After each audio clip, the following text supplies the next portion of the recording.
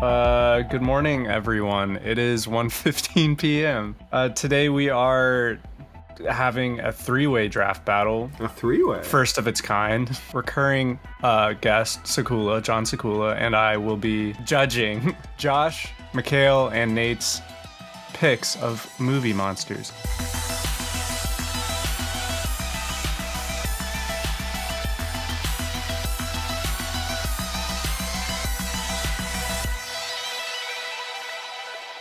That was the greatest intro in the history of the show. I'm in only a slightly better state than you, if I'm being honest. Well, I know who's in the best state. Sakula, do you want to, name off all these monsters for those listening along at home? So Alden and I put together this list. All right, here we go.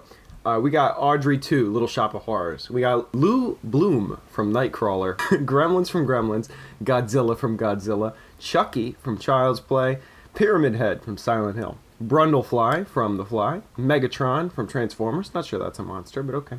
Nosferatu from Nosferatu, The Thing from The Thing, the Rancor from The Return of the Jedi, the Dementors from Harry Potter and the Prisoner of Azkaban, the Babadook from The Babadook, Bruce the Shark from Jaws, the Xenomorph from Alien, Medusa from Percy Jackson and the Lightning Thief, the Creature from The Black Lagoon, the Pale Man from Pan's Labyrinth, Mike Wazowski from Monsters, Inc., the Stay Puft Marshmallow Man from Ghostbusters, E.T. from E.T. the Extraterrestrial, HAL 9000 from 2001: A Space Odyssey, Clover from Cloverfield, Predator from Predator, Graboids from Tremors, King Kong from Kong Skull Island, specifically Death Angels from A Quiet Place, the Blue Aliens from They Live, Christine from Christine, I'm not going to even try to pronounce that, the chick from The Grudge, the one who comes through the TV, the Overlook Hotel from The Shining, an entire building, Freddy Krueger from A Nightmare on Elm Street, Pinhead from Hellraiser, Candyman,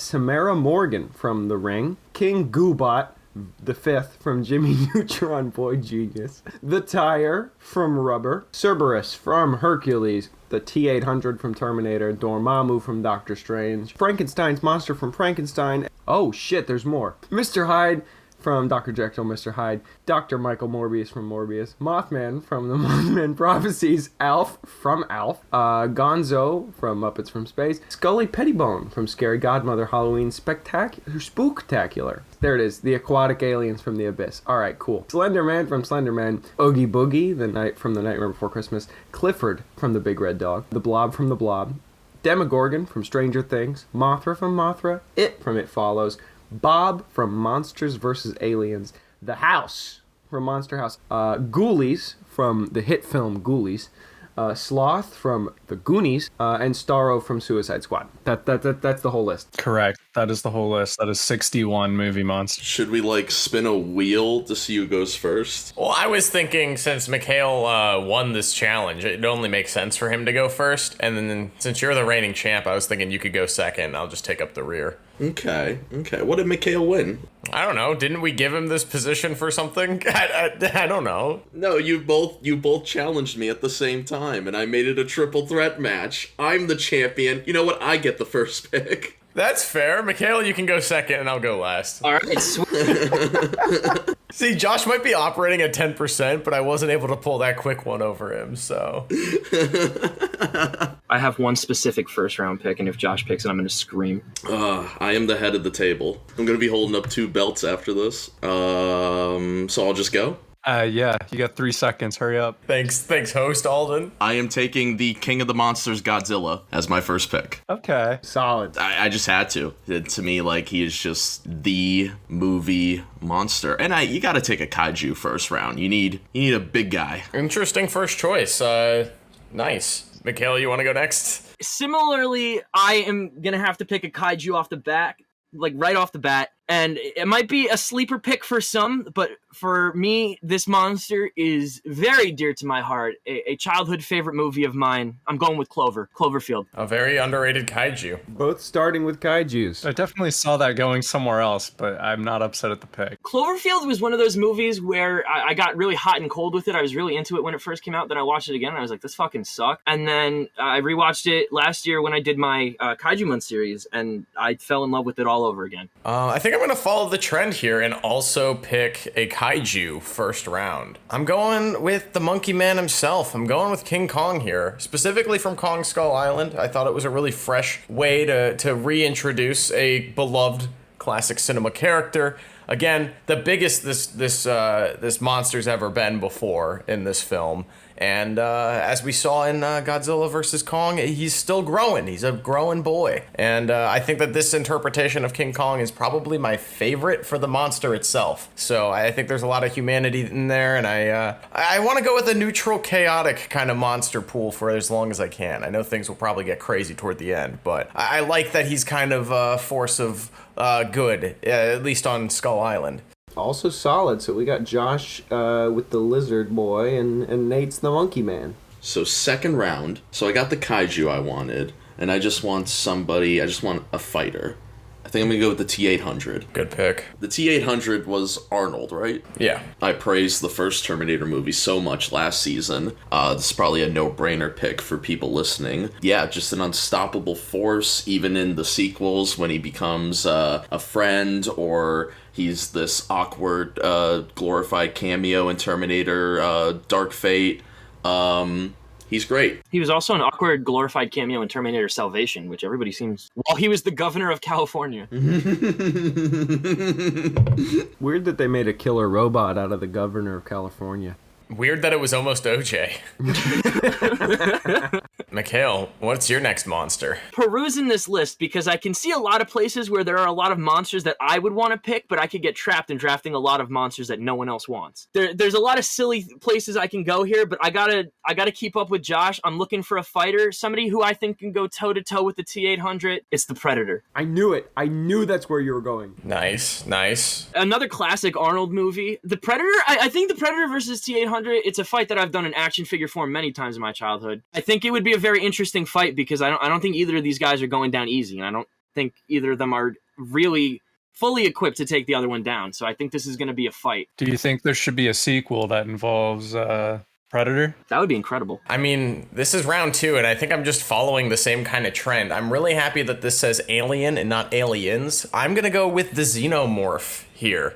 I think the alien from the movie Alien is genuinely a little scarier than both the Predator and the T-800.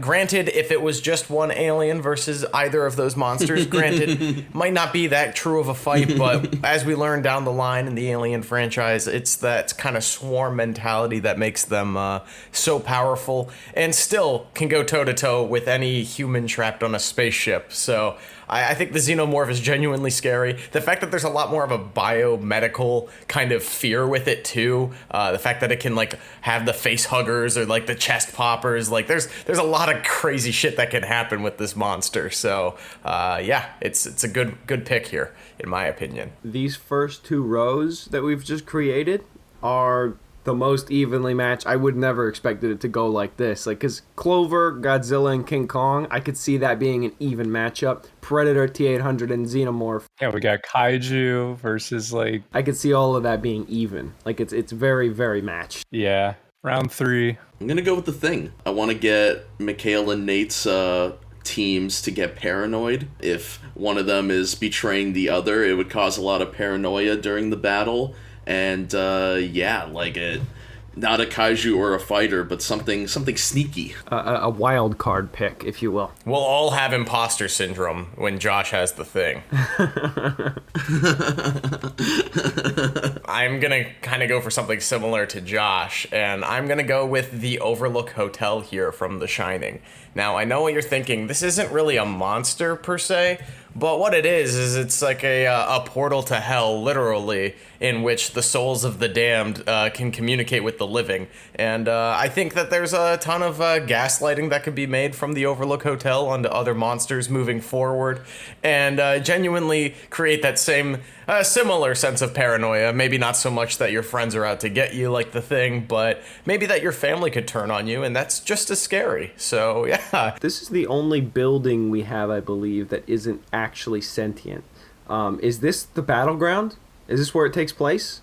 Like in the maze per se, or like just on the front lawn? Like is this or is this more of like a metaphorical like just the power of this building? I feel like for this draft, we've done a lot where we just set up teams to have a giant fight or something. I don't think that's easily done here, considering the first 3 picks are kaiju. Everybody gangsta to the Overlook Hotel pulls up to fight Godzilla. What parameters are you going to judge this off of then, Alden, if it's not just a fight to the death in a big open field? I think it is a fight to the death to some extent, but maybe I'm doing it by... All right, I've decided. It's a war, not a single battle. Okay. World War III, the Monster Mash. Yes. Round 3 now. To kind of leave McHale hanging, or 4, to kind of leave McHale hanging and put him I'm going to take the Monster House. Ooh. I believe the Monster House can move, yeah. Technically another kaiju.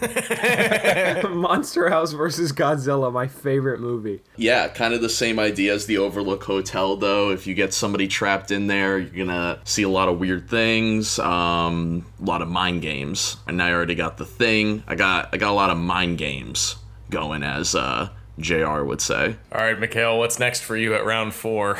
All right, speaking of mind games, the only place my mind is going to combat that, I'm going to have to go with something outside the box, outside the realms of reality. I got to go with Freddy Krueger. I'm your boyfriend now, Nancy. Classic pick. Now you're playing with power, bitch. I'm going to go with something that, I know, current state of events. We live in a very troubled world. Amber Heard? I'm doing a monster that's currently living among us all, and that is the blue aliens from They Live. Alden? All right. I think in terms of a mindless army and hive mind that is actively ruining the world, they're already here. They live among us, and I want them on my team. Why wouldn't I? We live in a society. I think you're getting most of the population of LA, which is over 10 million people. So that's... And a lot of them are homeless people. Like, they're crazy already. Wild take. That's not a diss on homeless people. I'm putting the glasses on, and I will fight either of you by a dumpster for 25 minutes uninterrupted to make you see the way that I see as well. Josh, put on these sunglasses or start eating that dumpster. Solid. This is where it gets tough. Not to help you at all, but I think you need a team leader. And that's why I'm taking the rant court now. Obviously, it's Alf. That is true. Fuck. Alf is a fucking vibe. Since this is an ongoing war, you need war propaganda. So I'm taking Lou Bloom from Nightcrawler. Nice. I don't know if he would be a leader, but definitely a manipulator, a good liar. He will be able to get a lot of employees very underpaid during this war. Yes, I went mind over physical attributes this time. Lou Bloom could probably turn some of the enemies to your side. Yes, or make it look like. That's true, yeah. And I just also love that movie. Great movie, Monster. Very underrated. I am content with Lou Bloom. Good pick, Josh. I was debating it myself. I literally had to look it up to make sure. I was like, is this the Nightcrawler? You just quit your news job. You're no longer Nightcrawler. All right, McHale, what are you picking at number 5? All right, now I got too nervous. I have to pick Alf now. Alf is also a master manipulator. He has managed to gaslight a large portion of the human race into thinking he is not an alien, or, conning them out of things, tricking blind women into going on to dates with them. He's got to be that. I need a leader like Lou Bloom, and I think the only person that I see on this list that can counteract the mastermind that is Lou Bloom would be Alf, Gordon Shumway. I'd love to see Alf go toe-to-toe with Lou That'd be Bloom. a good movie. Fun fact, I wrote a spec script where Alf and Frasier from Frasier had a podcast together, and I got a C on it. Who dares give a C to an idea that good? It was so good. They had a podcast together. Frasier is the therapist, and then Alf can't show his face, and so they live in a bunker in New Mexico, and they had a podcast together. And in the script, Alf met a woman online and made arrangements to meet her. And Frasier was like, "Oh my god, I can't believe you're outing yourself like this." And then when the woman showed up, it was Roz from Frasier. Hell yeah! I thought it was a fantastic idea. I would watch a Hulu miniseries that is just 6 episodes of that. Honestly, I'd prefer that to Only Murders in the Building. Hey, Josh likes that show. Be careful now. It's a good show. I'm just saying Alf and Frasier together is better than that. Alden did say it's important to have a leader this time, and the more I'm thinking about it, this isn't really a movie monster that I have a lot of sentimentality for whatsoever, but when I think of physical force and also leadership, I'm gonna go with Megatron. Damn it. I mean, this dude took over like an entire planet and crashed the moon into Earth, if I'm not mistaken. I mean, He tried to. Multiple times. yeah, I mean, he's got his army of, what are they called? Decepticons? Like, Yep. if that guy can command an army of evil robot aliens, I think he can command a couple of movie monsters. And, yeah, I feel pretty confident in this at number 5. Maybe not as charismatic as Alf or even Lou Bloom, but still effective nonetheless in being the general to my army. Yeah, Megatron is a natural born leader. He is, that's his whole thing. Heck yeah, he's like Thanos, but not. All right, Alden, John, what are your guys' thoughts after the first 5 rounds? I mean, we're a fourth of the way through this bad boy already. I knew it was going to be like a mess or whatever, but this is kind of wild. I think this is actually a pretty, so far it's a pretty evenly matched battle. The only wild card that I'm a little unsure about is the Overlook Hotel. That's pretty, I don't know how the Overlook Hotel is going to fight, you know, like, unless it's taking place there. I was just like picturing that. I mean, the way I think of it, you kind of have all the ghosts and the apparitions that are there. I mean, that's what you're getting. You're getting that sense of paranoia and fear of things that aren't there and, you know, damaging the psyche of the people that are in there. So, fucking Alf is like, he's like commanding his army, and then you, like, he sees like a dog giving a blowjob to a guy, and he's like, A guy in a dog suit, yeah. Imagine Alf's reaction though. He'd be like, "Fuck!" And then he slams the door quick and he covers his eyes. all right. Yeah, no, it's looking pretty matched so far, I think. Also, the Stay Puft Marshmallow Man, you know, he's big, he's mean, but he is marshmallows. So I'm not sure how much actual like fighting power he has other than his sheer size. I feel like he's definitely the tank. He just kind of waltzes in. He doesn't do much damage or whatever, but he also doesn't take any. First thing he does is destroy a building. Yeah. Lou Bloom's just gonna make another Cloverfield, but with the Stay Puft Marshmallow Man. A Cloverfield movie where it's like Lou Bloom filming everything. That'd be Kino.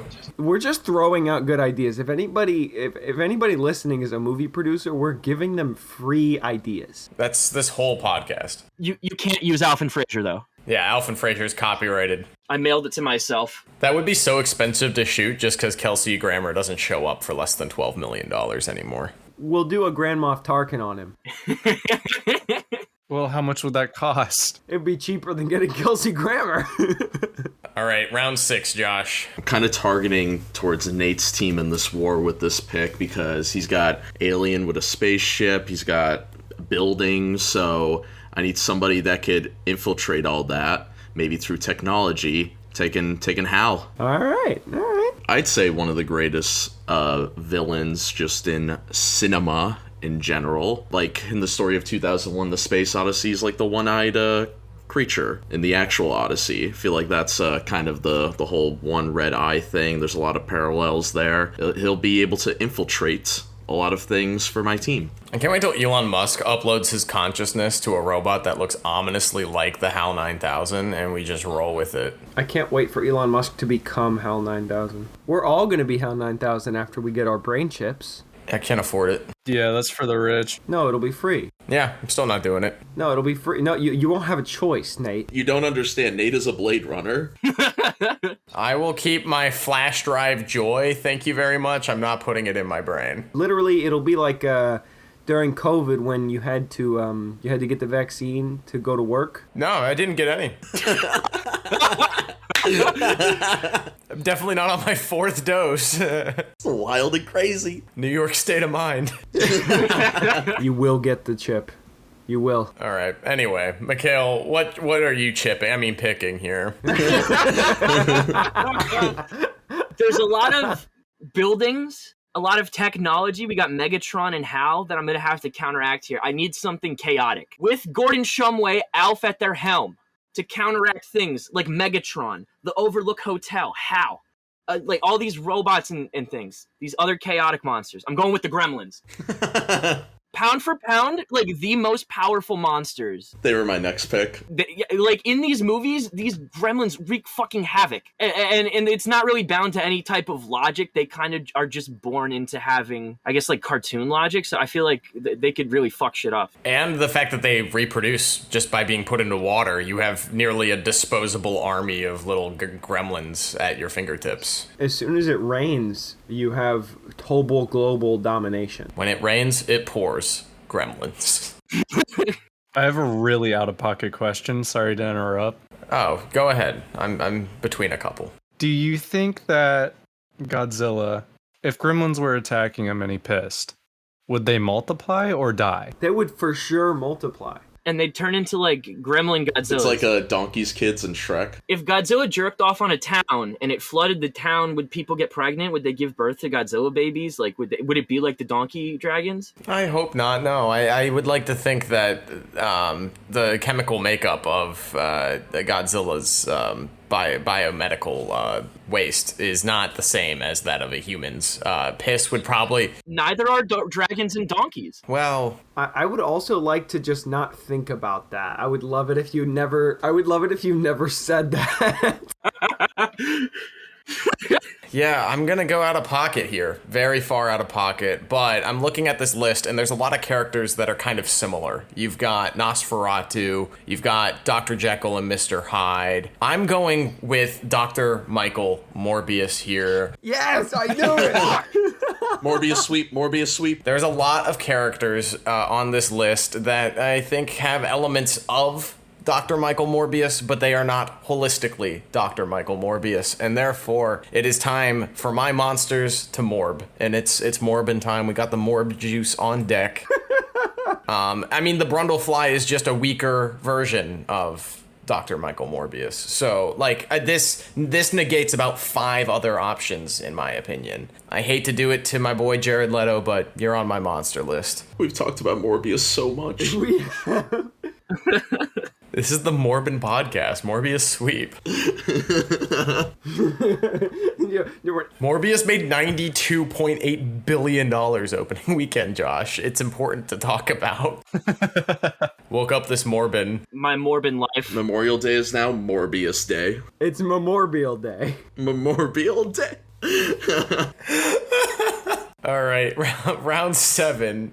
What are you picking, Josh? I'm gonna go with Godzilla's bestie, Mothra. Nice. I really wanted to get Mothra. I didn't realize Mothra was in the pool until a round ago, so I'm glad I caught it. Mothra's my favorite kaiju. Hate to see it go. All right, I'm going. I was thinking Clifford. I'm going with the Graboids. Yeah. Oh, from Tremors, hell yeah. You'll never see it coming. Severely underrated movie monsters. Like criminally underrated. Yes. And Tremors really never got its day in court as a franchise, I feel. Like they're always struggling to like pick up the scraps and make it into something that people enjoy, but I just think it's too interesting of a concept to go the way it did. We need another Tremors movie. Aren't there 6? Either way, we do need another Tremors movie. I would love like a really good one made by like a competent director.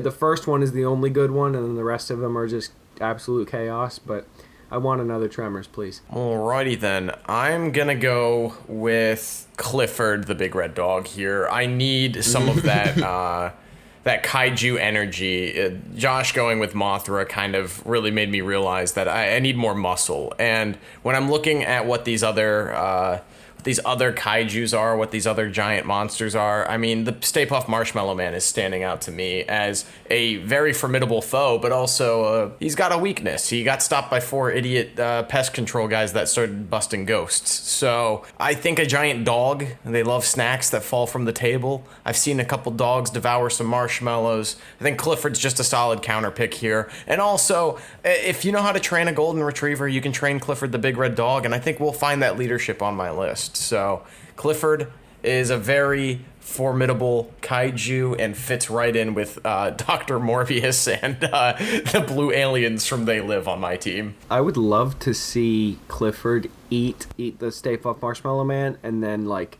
I would love like a 40-minute sequence of him vomiting up Stay Puft the marshmallow afterwards. Clifford's explosive diarrhea.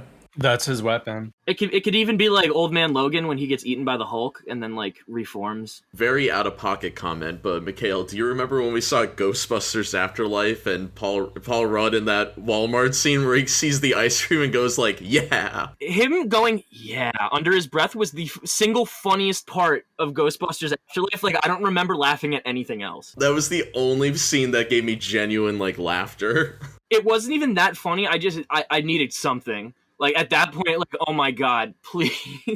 Somebody sedate me. Next round, I think I'm gonna go with the Demogorgon from Stranger Things. How relevant. Yeah, I believe it's the only monster on the list that's not from a movie. Well, Alf. Eventually, there'll probably be a Stranger Things movie. Unfortunately.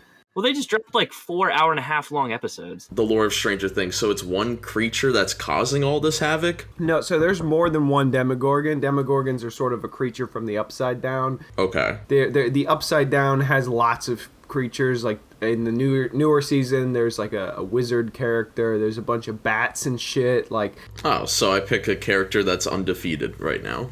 I mean, it has been defeated once, but by basically Professor X, but in a little girl.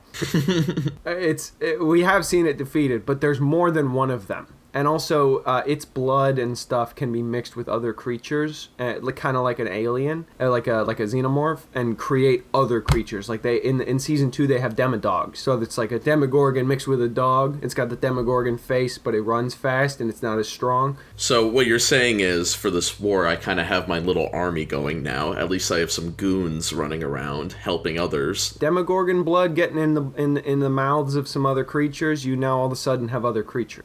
So Demogorgon is more than just Demogorgon. It is a portal to the Upside Down. You've opened the gates, so to speak. All right. Counteract this, I need something that can overtake the battlefield, is similarly also an undefeated monster. One dear to my heart. I've been involved in productions of this show very many times. Audrey 2, Little Shop of Horrors. Beautiful. One of my favorite movie monsters. I'm just picturing Godzilla carrying Audrey 2. And just like walking around and Audrey 2 snapping at people. Godzilla had a hard enough time with Biollante, and I believe Biollante is about the same size as Audrey 2, and they're like exactly the same. So that could be a fair fight on its own. I'm gonna go with the Blob here. Yeah. Damn.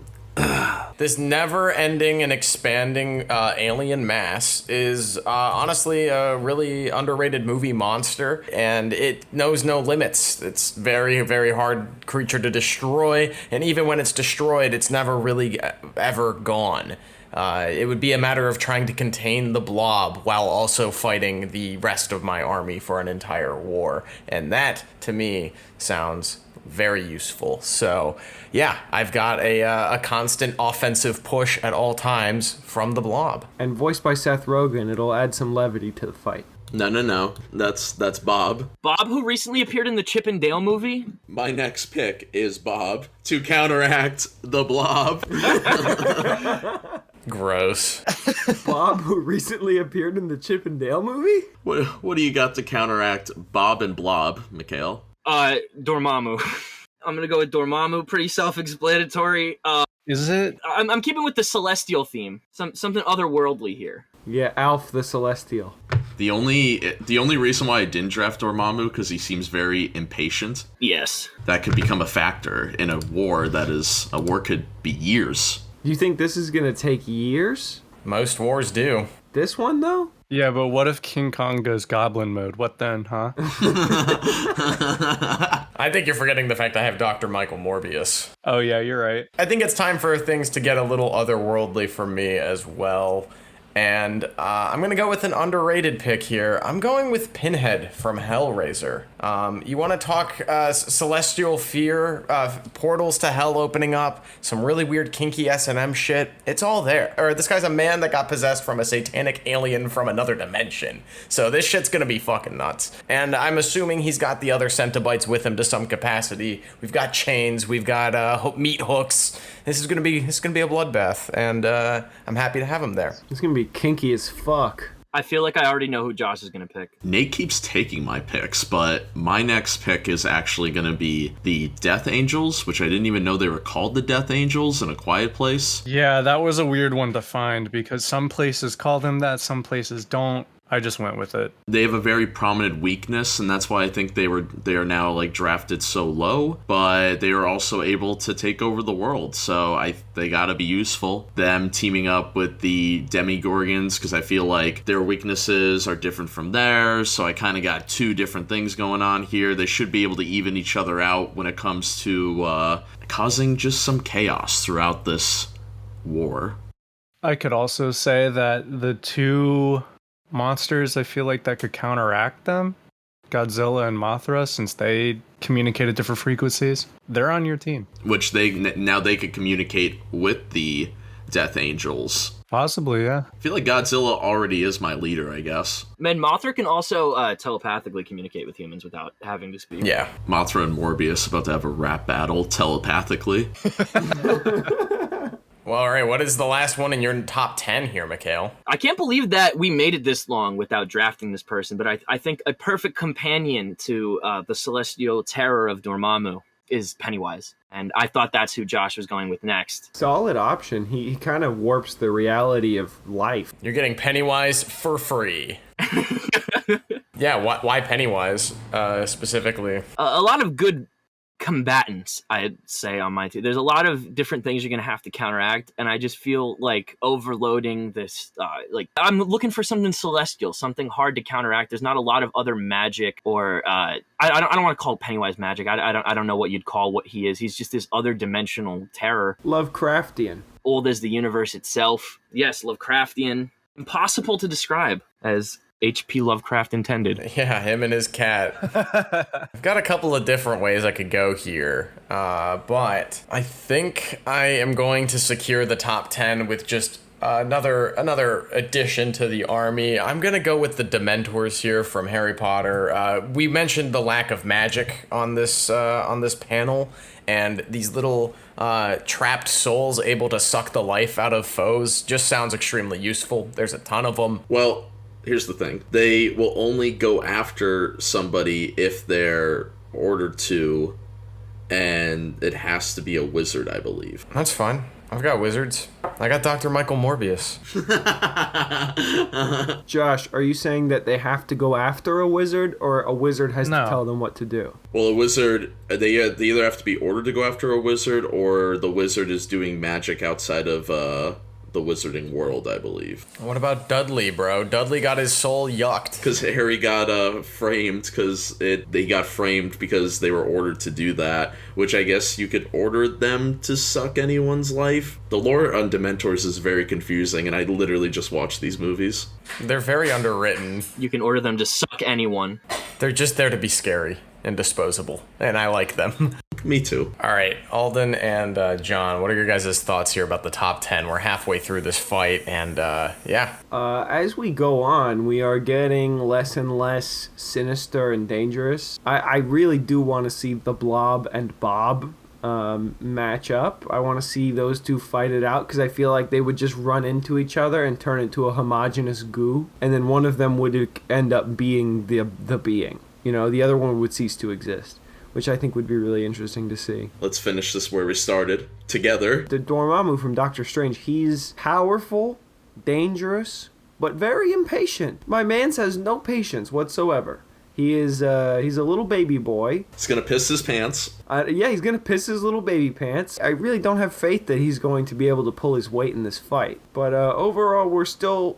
I feel like the matching is becoming a little bit uneven. I won't say in what direction it's sort of leaning, just for suspense's sake. Yeah, I don't think there's really an uneven balance right now. I feel like in some way every monster picked has a counterpart on another team. It's a triple threat, as some would say. Like, there's enough where I feel like I can kind of see where one of them might come out on top right now. But we haven't gotten through the rest of them. There's some really hard hitters that haven't been picked yet. So, Josh, number 11, because we like to go one step further. My number 11. I just got that. come on, there's some obvious choices. Somebody's got to pick Scully Pettibone. That's what I'm saying. Please. I'm gonna go with feel like I need another muscle. The Rancor. Fuck it. I'm gonna be that guy. Oh, when you said another muscle, I thought you were going to go E.T. Is it already locked in? No. Okay.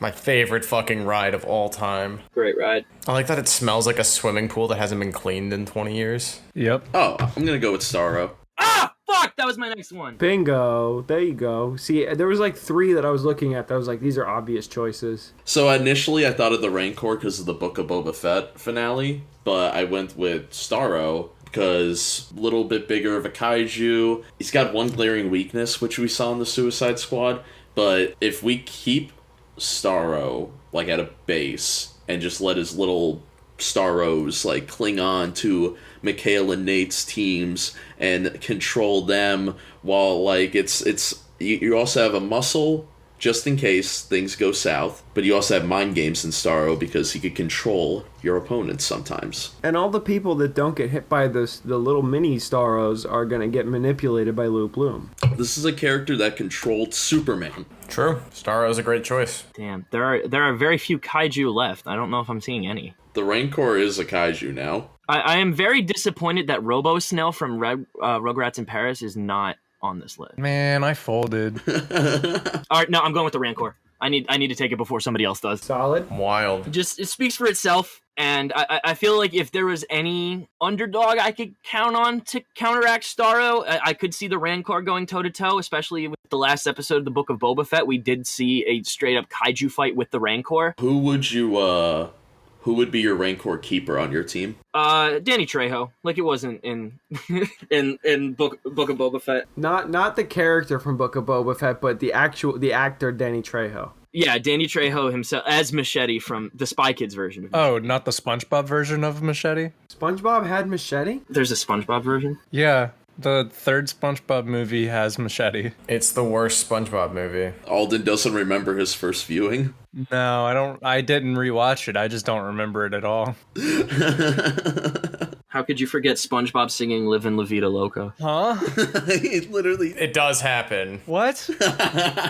What irritated me was that they literally picked like a really recognizable song from a different animated movie. Oh yeah, that shit was wild to watch with Josh and partially Alden Partially Alden. at like 2:30 a.m.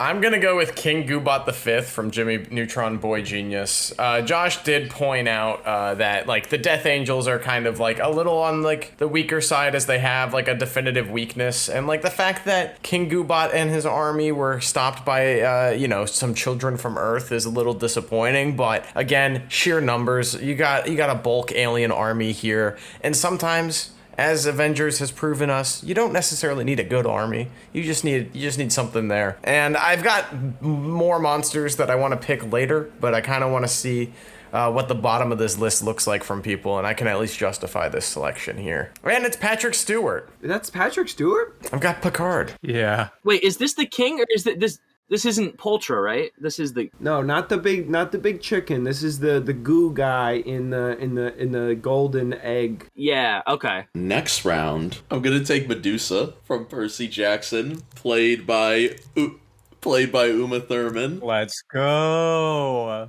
Solid pick. I feel like I'm getting into that part of the draft where I'm just getting people that have cool abilities, and I mean it's Medusa.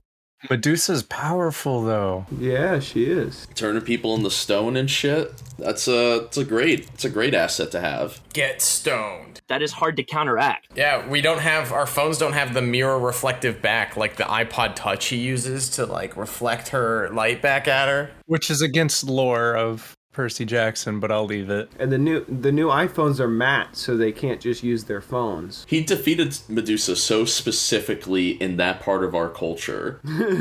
It had to be in that era he had an iPod Touch in his pocket that year. Well, yeah, they go to that casino and Lady Gaga's Poker Face is playing, which is just a perfect time stone. The movie's secret, Kino.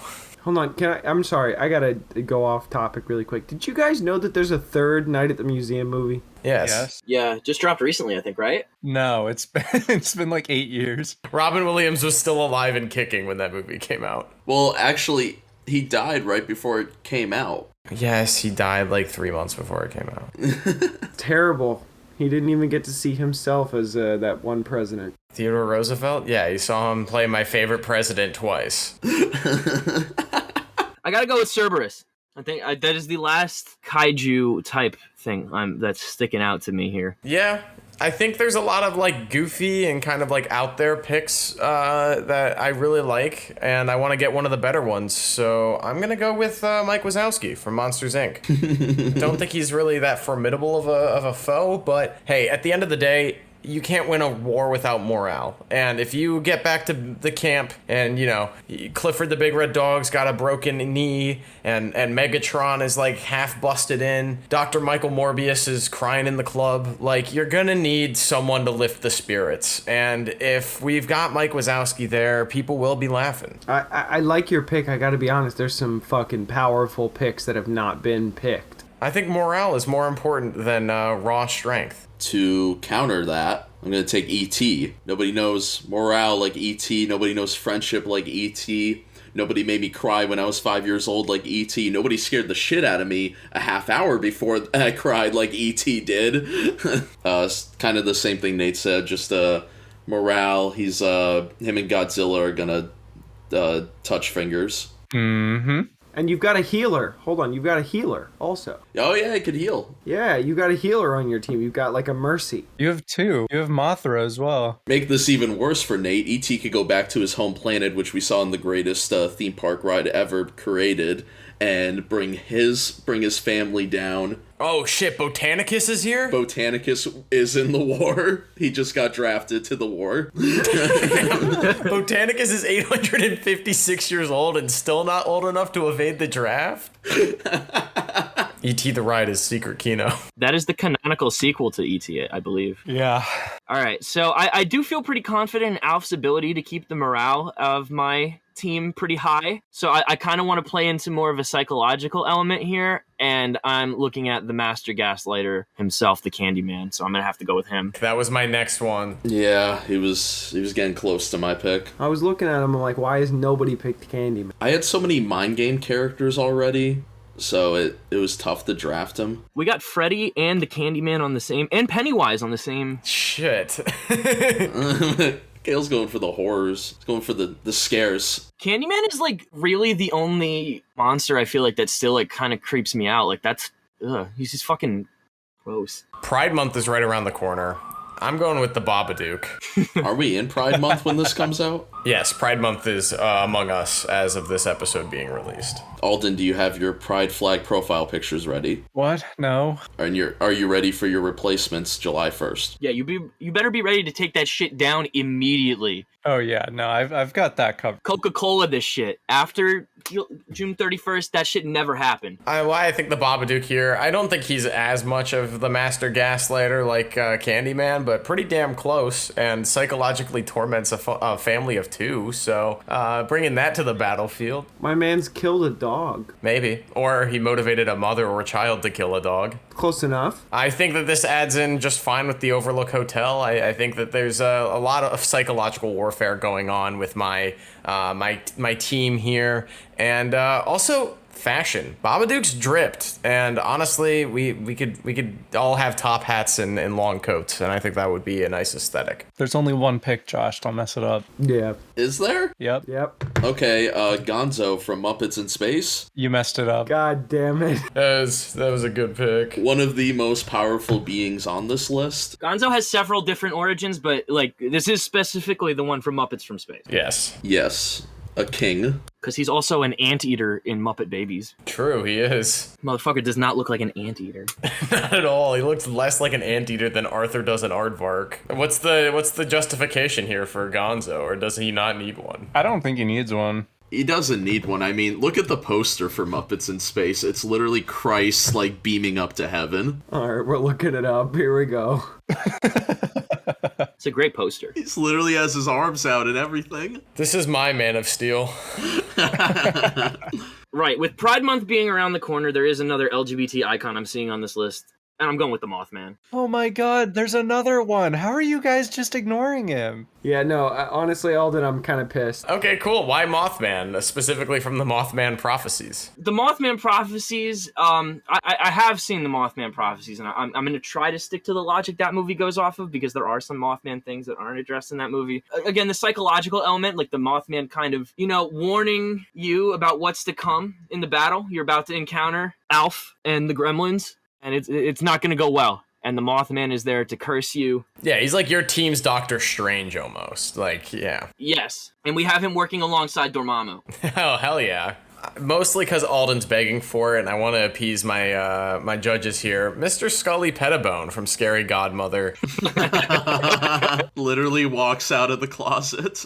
Alden and I are seething. Mr. Scully Pettibone is a fantastic character. He's like indestructible. His bones break apart and then he just reassembles, and I think that makes him a little scarier. But again, him being the MC for Mike Wazowski's USO show is gonna be awesome. I think the morale on my team is gonna be really high. There's a gigantic golden retriever that's red that can really make things quite wonderful for the grunts of my gigantic monster army. Nice. Josh, it's the Burger King foot lettuce pick. Who you got? Number 15. I am literally picking a character who ends up looking like foot lettuce by the end of the movie. I'm taking the Fly. Yeah. Still not the one that I'm looking for, but alright. He's a scary little fly. I try to stay away from Jeff Goldblum content ever since Grace ruined Jurassic Park for me. What? Wait. How did she ruin Jurassic? Hold on, explain. We were watching Jurassic Park, and Jeff Goldblum's character came on, and after 20 minutes of screen time, Grace turned to me and went, "Josh, this is literally you." Oh boy. It's not a bad thing. She's like, "This is you when you have any opinion ever." And I'm like, I hate this. You just feel like a sense of internal embarrassment when you look at him then. Yes, the Fly is great. A character with cool attributes that I wanna draft towards the end of this pool. Still not what I'm looking for, but okay. All right, McHale, are you gonna find what John is looking for? My number 15 pick is Robert the Tire from the movie Rubber. Hell yeah. But yes, Robert the Tire that has the power to blow people up. Literally like an unstoppable force. Like an object will stay in motion unless that object's name is Robert the Rubber Tire from Rubber. I think at my number 15 Burger King foot lettuce pick, I'm gonna go with the aquatic aliens from The Abyss. Nice. I think in terms of genuinely terrifying monsters left here, this one freaks me out the most because it's quite likely a possibility that there are subaquatic alien species living at the ocean floor. And part that gives me a little bit of hope is that James Cameron will be the first to find them, since he spends more time in a submarine than just about anybody else on this planet. Close. I think that they're a great formidable foe. I think a lot of Josh's monsters, including Godzilla, tend to come from the sea, or at least lay dormant in the sea. And for me to have my own dormant sea species, I might be able to snuff something out a little bit early. I think that this is a good pick for now. John, Alden, what are your guys' thoughts? There are only 5 spots left for each of us, as we are at the top 15. Yeah, I think these last picks are going to be kind of difficult for y'all. Maybe not. I'm looking at 2 in particular. Yeah, I see 2 also. Yeah, that haven't been picked and should have been already. And the fact that they're just hanging in the balance now, our contestants are they're putting themselves at risk because some of these are hard hitters that are just being ignored. I'm seeing a couple. The matching is fairly even. Like I said before, I do think that there's somebody right now that is getting the hard hitters, picking the right ones. It's anybody's game still. I think that there's some elements here, and we'll get into it when somebody picks the one I'm thinking of, the specific one I'm thinking of, that is going to shift the tide. I just read The Creature from the Black Lagoon, and the Ocean Man's just been playing in my head for the last 2 minutes, so... Well, Josh, here you go at number 16. Bruce the Shark from Jaws. God damn it, Josh. Interesting pick. That was going to be my pick. In a war, the seas are a big thing. You want to make sure you're well protected, and the shark is just gonna come in and clobber any kind. I got both him and Godzilla swimming around together. That is a dynamic duo. See, like, typically I might agree, but you're going up against a species who can just control water. Yeah, but shark has big teeth, Alden. He goes munch munch. Okay, alright. In your defense, Sharknado can also happen, so... Sharknado could also happen. This is a round 20 pick, Josh. I'm sorry. This was a weak one. He's just a shark. This is like picking Mysterio at number 4, Josh. This is unacceptable. Yeah. All right, McHale, what do you got? What are you still after John's heart? I need some underwater shooters, so I am gonna have to go with the Gill Man, the creature from the Black Lagoon. Let's go! Ocean Man, take him by the hand. All right, solid. Classic choice. Is this just the water round? I think of those classic Universal monsters, he might have my favorite design. He's my favorite of the classic Universal monsters. Probably one of my least favorite of those movies, but he's kind of the coolest. He's a fish. And he's the only one that gets an arc over his series. Well, and he also is kind of like the only one that feels like entirely original, like, because a lot of Dracula is just kind of lifted from like Nosferatu and like other like books and stuff like that, but like the creature from the Black Lagoon was created for that movie. There was like a little bit of a folklore influence, but it's not like ripped from a book or something, and I think it elevates over those. Cool monster, one of my all-time favorites. I'd love like a poster or something of the creature of Gillman. Me too, actually. My pick here, this one might sound a little strange, and I doubt it's the one that Sakula's been eyeing for multiple rounds, but McHale's last pick of Rubber kind of had me thinking, I mean, I have the Blob, which is kind of like an unstoppable force, but I want that with STDs, and I'm gonna go with It from It Follows. Thank you! This is a monster that simply cannot be stopped. They try every trick in the book, and even then, after they blow it up in a bathtub or a pool with a toaster, it still follows them at the end of the movie. This thing does not go away, and I think there's a lot of psychological torment there, but also necks could be snapped. This thing seems incredibly strong. I've got two I was looking at. This is one of the two. I think that all you gotta do is fuck Godzilla. This sounds like the Ant-Man crawling up Thanos' ass theory of how Endgame is gonna get resolved. All you gotta do is get Michael Morbius to climb up Godzilla's thick-ass thighs. You think Godzilla's gonna outrun the monster from It Follows? No! This is one of the ones I was looking at. I'm looking at one more. That's my big other pick. All you gotta do is fuck Godzilla. That's it. Just... This has been Duel of the Takes after hours. All right, well, I have set and flipped my trap card, and It from It Follows has been revealed. On to you guys at number 17. Pale Man from Pan's Labyrinth. Oh, Mitch McConnell? Nice pick. I haven't seen Pan's Labyrinth, but he looks scary. That's his whole thing, is he eats children. Oh, God. I mean, a very great pick and a very scary real-life foe. Topical. I am gonna go with Pyramid. Nice. All right, solid. He's another fighter. He's got that psychological edge. He's fucking scary. Sneak up on you. He's also jacked. Yeah. I need a buff dude on my team. Solid. Spooky pick. So there's two that I'm looking at here that I'm between for my number 17. One of them is something I'm familiar with. The other one, I have not seen the adaptation of the Slender Man movie. I'm very familiar with the internet myth, but I'm assuming that movie is dog water and probably doesn't even portray the monster that it's supposed to be focused on very well. I also think that movie, like, the fact that they like tried to partially lean on the real life story of the girls who apparently stabbed their best friend like 14 times because Slenderman told them to. They do? Yep, that happened. That's in the movie. It's like part of the opening scene. I remember it being very controversial. It happened in real life. They did sacrifice their friend to Slender Man, and they... Well, she lived. She survived 14 knife wounds. Right, but they did stab her a fuckload of times. And Slenderman told them to do it. I'm just gonna go with the Ghoulies here. I feel like they're boneless gremlins, but I don't have gremlins, so I kind of need the Ghoulies. I think they're a little less on the chaotic side. They seem to have a little bit more of a hive mind.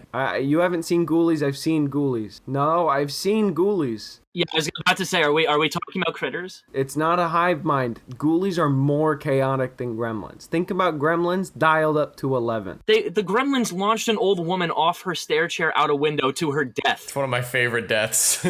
But did they rip her flesh off of her body? Off camera. I suppose not, but yeah. Don't they push a guy into a wood chipper too? Like, the gremlins are pretty bloody, but I'm happy to have the Ghoulies, and I'm glad that they are, according to some, a more formidable foe.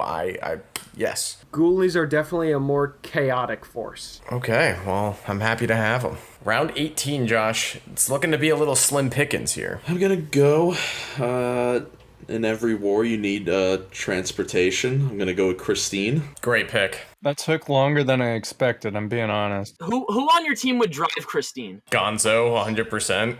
Gonzo is driving Christine. Would be driving Christine, so I would go with that. Yeah, fair enough. Sakula, if you're gonna make a t-shirt, I want Gonzo driving Christine. Yo, did you see that Multiverses game, the Universal Smash Bros. Ripoff? They're putting Godzilla in the game as a playable fighter, and he's scaled down to like the size of like Shaggy and Batman. Wild. That movie looks great, and also I love that game. Jesus Christ. My brother in Christ, it is 2:38 p.m. Shut up.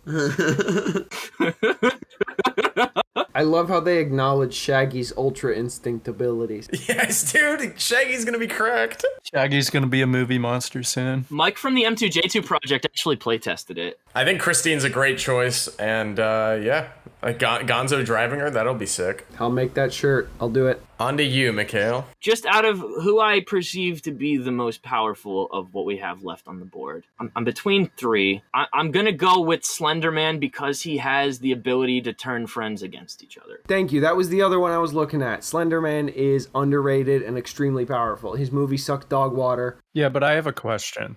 What's that? Can Slenderman make Godzilla eat Mothra? Probably. He made a girl stab her friend. Yeah, but Godzilla's not a girl. Godzilla is a girl, you dumb fuck. No, Mothra's a girl. Godzilla's also a girl. Okay. Fact check that, because I won't. At least in the Heisei series, Godzilla is male.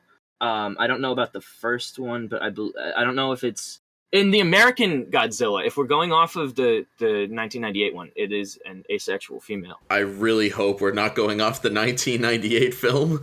Well, the Matthew Broderick Godzilla, it does appear in Godzilla Final Wars fighting like the Japanese Godzilla and gets pretty dispatched pretty easily. Which Godzilla is the really, really tall one that's way... The new one. The most powerful one is Shin. But what's the thick Godzilla? That's the current one. That's the second American one. Japan made a thicker one. No, they didn't. McHale, you did a video on it. Yes, Godzilla, I think it's Planet of the Monsters. It was the anime, and Godzilla is just absolutely ridiculous. There's a really funny picture of the scales.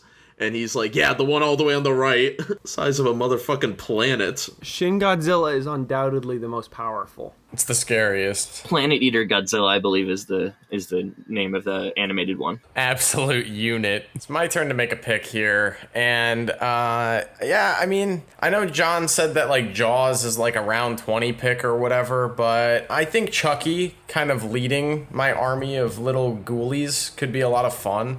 And just that thought would be kind of sick. He's also just like a depraved serial killer in the mind of a doll. I wanted to draft Chucky like round 3. In terms of iconography, it's just a cool ass monster to have on my team. I mean, I guess we saw Chucky a little bit in Ready Player One in like a fight that would be to scale of something like this, but I'm gonna pretend that didn't happen, and I'm blocking it out of my memory as of now. Character, that was somebody playing Chucky as an avatar. Chucky, that wasn't Chucky. It was a VR chat mod. He is unkillable. You can't kill Chucky. He always comes back. Yeah, he'll plant his seeds and have offspring. And he's an LGBT ally. Chucky's 2 children are gender fluid. Hell yeah. I don't know if that makes him an ally. He's supportive. Chucky's the LGBTQ plus ally we all wanted. We've all only got 2 monsters left. Round 19. Round 19. Let's get it, Josh. Bottom of the barrel.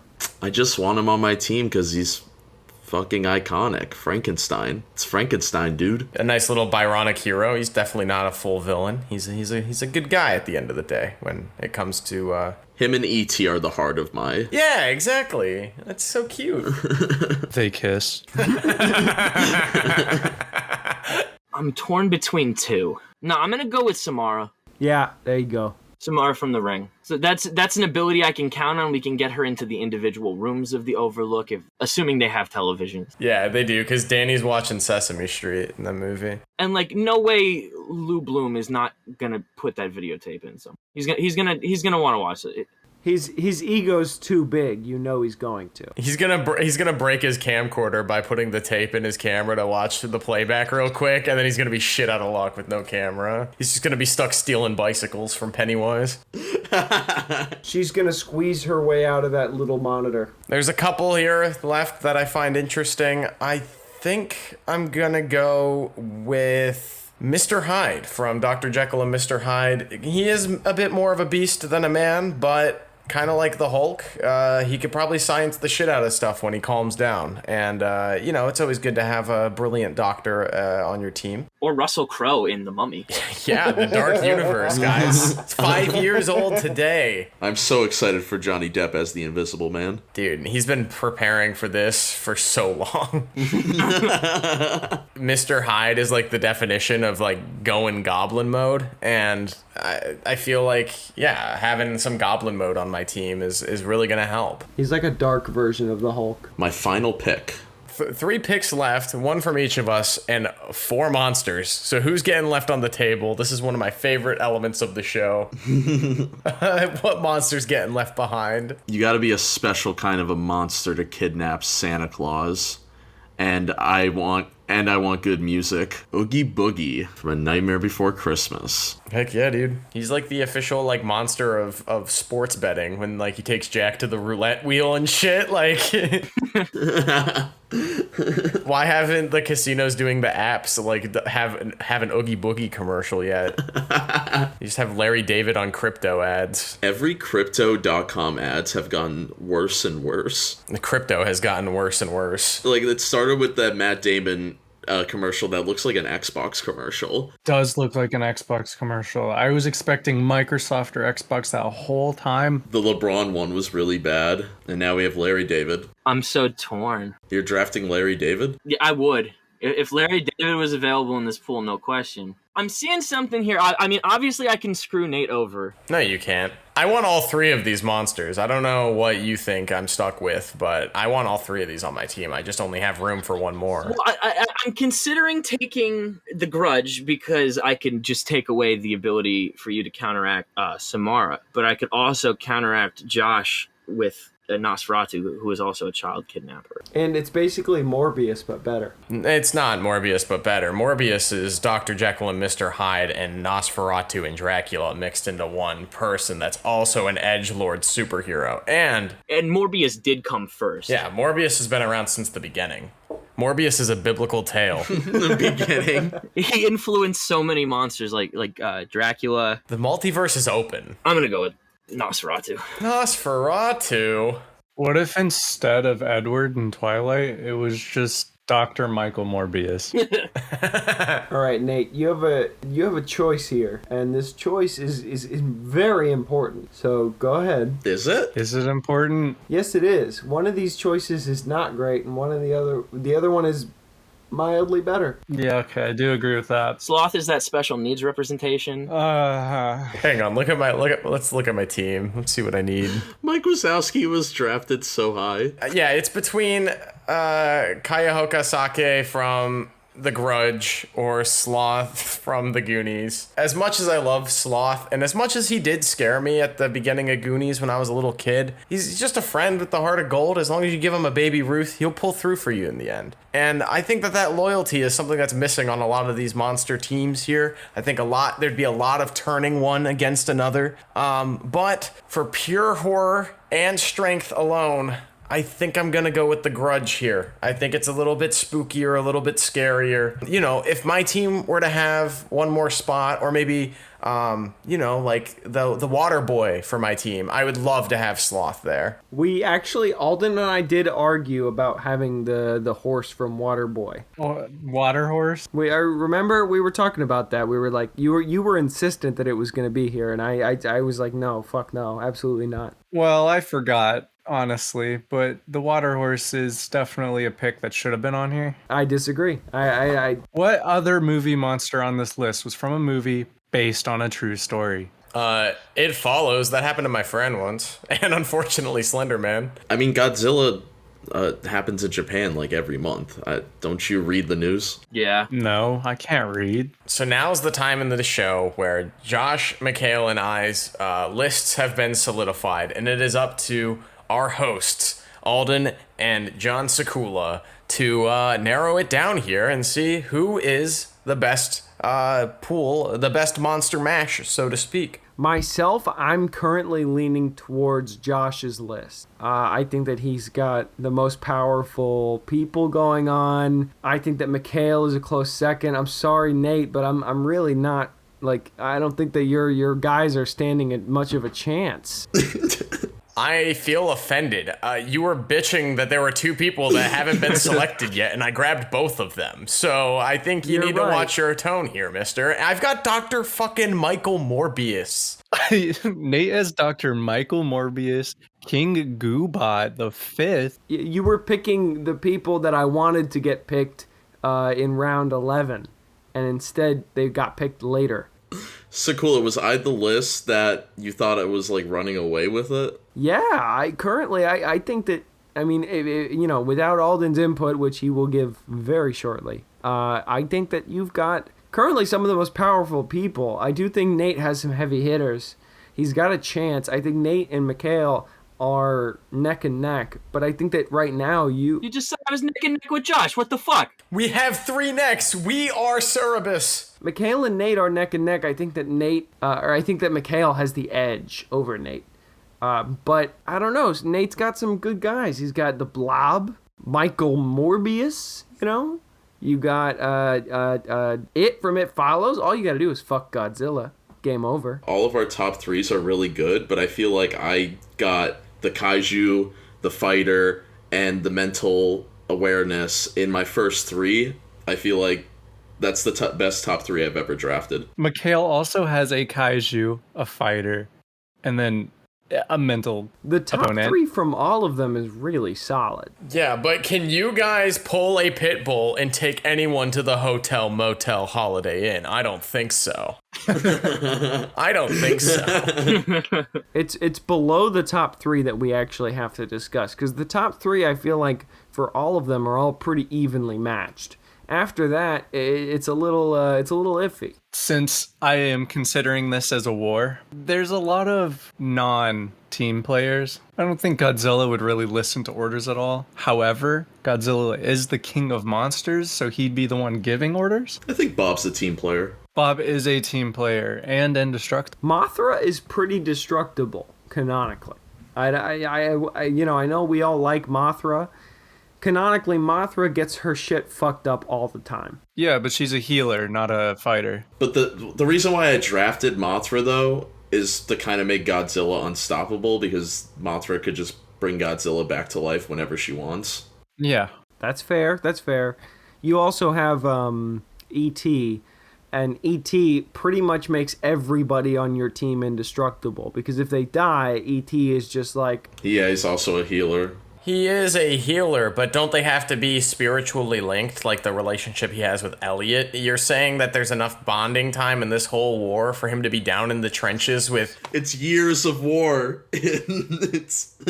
You're telling me that this is a war and that they're not going to have time to spiritually link? I mean, you're only talking 19 creatures / people. 19 people don't have time to spiritually link, and only some of them actually have to do that. Well, some of these are armies. Yeah, some of these are armies. Oh, we're talking about the main player. Nate, did you spiritually link with 19 people at college? I definitely did. Yeah, I carried at least 19 people to graduation, yes. For sure. Like a good neighbor, Nate Martin is there. 3 of them are here. I could have saved more. I'm the Oscar Schindler of Full Sail. And Nate's list is now looking pretty tasty to me. Alden, do we need to go about like selecting out of the 3 for each one the best selection, going head to head and creating a point system here, or do you think you guys are going to be able to discuss this one out? I don't think we're going to be able to discuss this one out, but I feel like we could make a few more points. Let the points be made. Do you have any questions for our teams? I might in a minute. I think Dormammu is an underrated pick. I think Dormammu is an overrated. Really? I think he's underrated. I think he's more powerful than we give him credit for. He was defeated by only the power of time itself. That's the only thing that he was defeated by. He wasn't defeated by any Avengers. He was defeated because... He was defeated because he got annoyed. Think about how long he was in that time loop for. That's pretty much how our most recent war ended. Based. So there's that. Well, see, the problem is Dormammu is at round 9 with Bob, who Dormammu could not destroy, so he would still get annoyed and get defeated without any actual physical effort from Bob. Wait, are we pairing up? No. Are we basing this on, like, rounds? Not yet. Because, like, if we're going round to round, then, like, I think that this is a different discussion. If we're going round to round, it's going to be a much closer battle than what I currently think it is. I mean, it's kind of both. Yeah. I think that Josh is the definitive winner, but we can do the round to round thing if you guys want to. No, we just both picked Josh. It's Josh. Acknowledge me! Nate had all of my favorite picks, That's fair. but since I am judging this in a war sense, I think Josh has it. A building, a dog.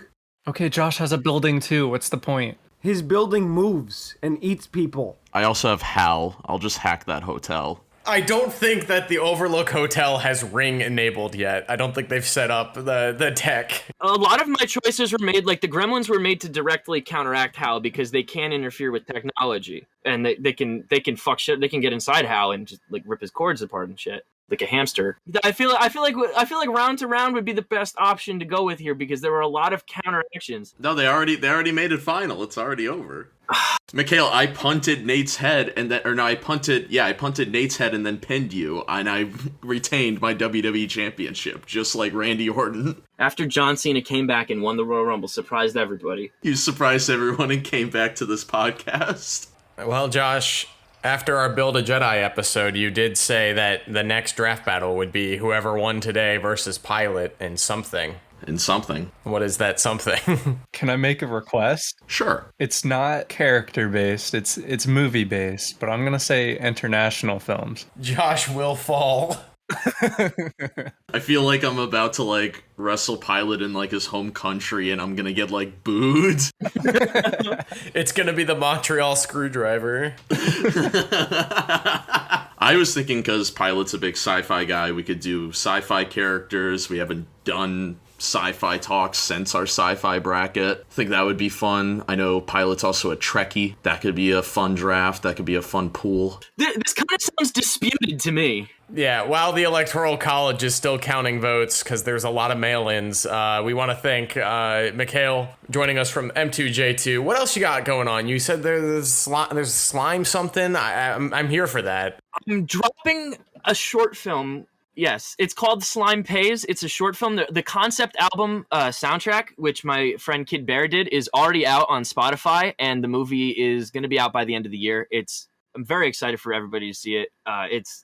It is what I can say about it is I can't speak to objective quality of the movie, it's the most me thing I have ever created, and I'm so excited for people to see it. But it's called Slime Pays. Follow me, M2J2 Project, on YouTube for more information on that. I also have a lot of my podcast coming up too. We can't wait. You know us here at Duel are big stands for everything M2J2, and the fact that you're releasing the most organically you content, I'm scared and aroused. Thank you. Those are the two feelings I'm trying to evoke here, so I'm glad to hear it. That does it for today's episode of Duel the Takes. I'm gonna leak this result. Be like, it's an inside job.